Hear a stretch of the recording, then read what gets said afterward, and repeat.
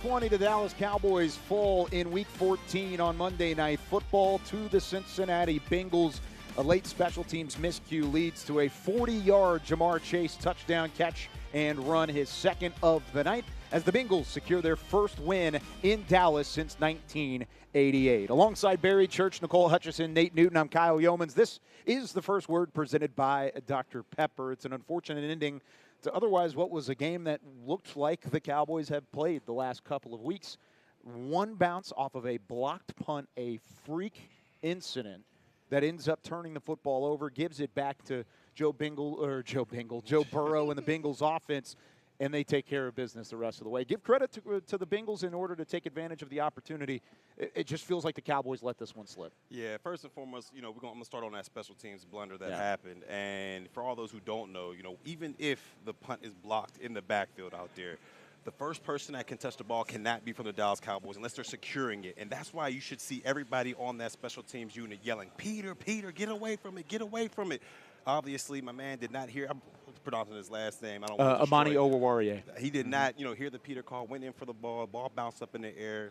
Bengals were able to jump on it. And that was unfortunate because it was a hard-fought game. And I understand there's no moral victories in football. We all understand that. But when you look at this team, they fought extremely hard for themselves and for the coaches out there, both offensively and defensively. You thought they did enough. We thought they did enough to go out there and get the job done. Offensively, they were extremely balanced out there. They fed Rico Dowdle. He was able to get over 100 yards once again. CeeDee Lamb had a pretty good day out there. Cooper Rush was a little bit inaccurate, but I feel like they made enough plays to get the job done. Defensively, taking the football away from Joe Burrow out there, and that defensive line made things extremely hard for Burrow the entire afternoon. But when it comes down to it, the stars for Cincinnati Bengals, Joe Burrow and Jamar Chase, were just too much for this Dallas Cowboys team to overwhelm. Even though they were able to get after him, Joe Burrow made play after play, even though he was under duress, and Jamar Chase gave this secondary all they could offer. To me, it was a hard-fought game, but the Cincinnati Bengals made enough plays to get the job done. I want to commend the fight that the Cowboys did display throughout the entire game, but again, it kind of goes back to something that we've reiterated the whole season. You've got to play for a full 60 minutes, and when it comes down to plays like that,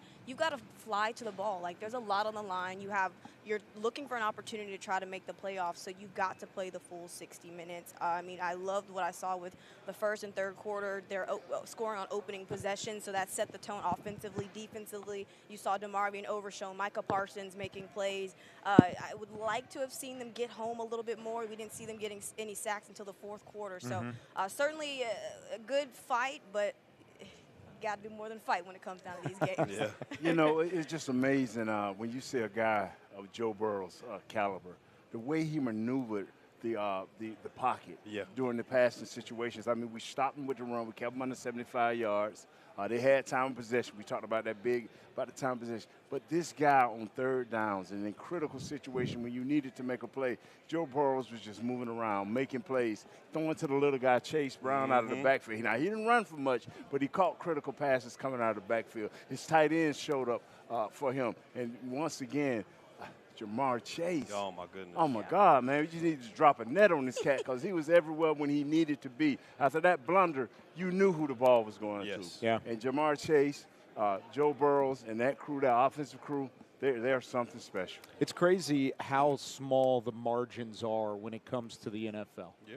It really does, because we just talked about it. The way that you did everything you felt like you needed to do in this game. You ran the ball effectively. You played well up front despite some injuries on the offensive line.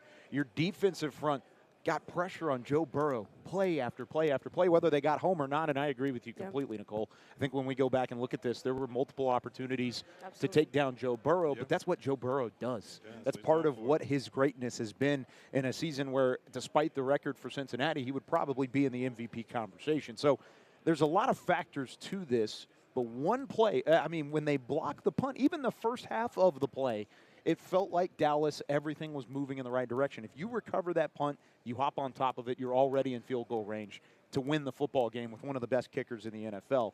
Instead, that one turnover gives the ball back, and it gives second life to one of the better offenses in the NFL, and, of course, the Bengals take full advantage. So when you lose a game like that, how do you move on? Because it's already been a tough season. You had a couple guys go down again today. DeMarvion Overshown being one, Cooper Beebe, who just walked behind us, I believe, as another one.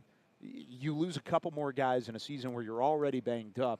Where do you go from here after losing a game as tight as that, where you felt so good about the way you led into it? To me, this is where the leaders in the locker room, the leaders in the coaching staff, they've got to rally the troops. I mean, you're just on an emotional roller coaster right there. If you think about it, look at that, the 2 penalties that backed the Bengals back. You thought, okay, 3rd and whatever it was, 20, we stopped them, getting the ball back, everything is going our way. You block a punt, the stadium is going nuts, and then you make a crucial blunder like that and muffing the punt and giving the ball back to the Bengals. You end up losing the ball game. So you're on an emotional roller coaster right now, but this is exactly where your leaders, the Parsons, the C.D. Lambs of the world, Cooper Rush, McCarthy, they've got to make sure they galvanize these troops and make sure they still want to fight for the rest of this season, because you still have a lot to play for, not only for the regular season, but for the name on the back of your jersey. You still have that to fight for. So this is where your leaders have got to come in big for this team going forward. I like what Barry said about you still have the name on your jersey, and that's what it comes down to, and just fighting for your guys, too. I mean, a lot of these guys won't be here next year, may or may not be next year. So it just starts with some of the leaders in the locker room.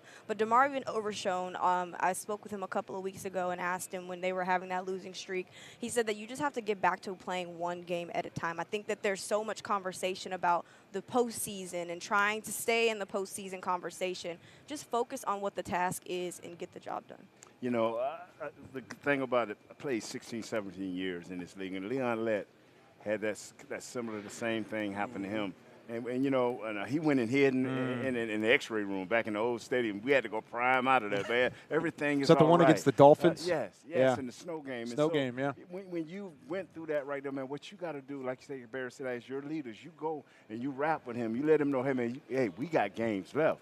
We need you. Bodies are falling all around us, you know. So you got to pick yourself up, you know, get in your playbook, get in your rules book, because after that happened to us, we had like an hour meeting the next day on just silly little rules like that. We call them silly rules until it show up on you. Yeah. And so, the coach going to go over it tomorrow a little bit, but, hey, you have plenty more to play for. You still got your division games ahead of you. You got a couple division games ahead of you, and if you win out from here, you finish at 9-8, and you can sneak into the playoffs. You might need a little bit of help. Need a little bit of help at 9-8, especially in this NFC that's pretty wide open at the moment. But the opportunity is still there. Not as prevalent as if you take advantage of this. You're back within one game of 500. I mean, 5-8 is much different than 6-7. 100%. Much different, and that's the case in terms of one play whenever it comes to this team. So let's go back to how we got here, because of course, you're not going to feel great about a loss, and there's a lot of bummed Cowboys fans out there. But what did you like in the way they got to this point in throughout the game today? Well, one, offensively, I loved how they still have that balanced approach to it. You know, after that first Houston game where they threw the ball 55 times, I mean, we got rid of that game plan. They stuck to a nice, balanced opportunity out there offensively. You saw the creativity with getting Turpin involved out there, so hopefully they can add more phases to that creativity of the offense. And defensively, I mean, you saw this team fly around. I mean, you saw the leaders out there galvanizing the troop. Parsons yelling at the guys, we just need one stop here, and they were able to get that stop. Plenty of effort. You love the fight. You love the fight in all three phases. You just got to sharpen up some things here and there. But to me, what I love most about this team so far is the fight that they still have when they go out there each and every Sunday. I think there's this thing called run game, you know, that they're sticking to with Rico Dowdle. I don't know. I'm starting to love that. I love his vision. I love the explosiveness that he's showing, and I think that they're finally starting to trust him. Yes, he did have a career day against the Giants, but you're seeing the fact that they're still trying to pound the rock with him, and they're staying consistent with this. I'm going to go with Rico Dowdle. Hey, man, you got to put a LeBron James, man. Just turn off your phone. That's it. Go Because dark. every time we think we are special, I'm talking about the Cowboys, you start talking playoffs. Then you get hit in the head. Now you want to start talking one game at a time. Don't leave that.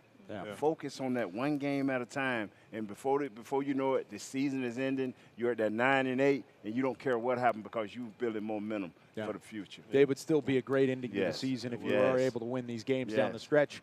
Quick turnaround, of course, this being Monday night. You had the 12 days leading into this game. Now you play at noon next week on the road against the Carolina Panthers, a winnable game in that right.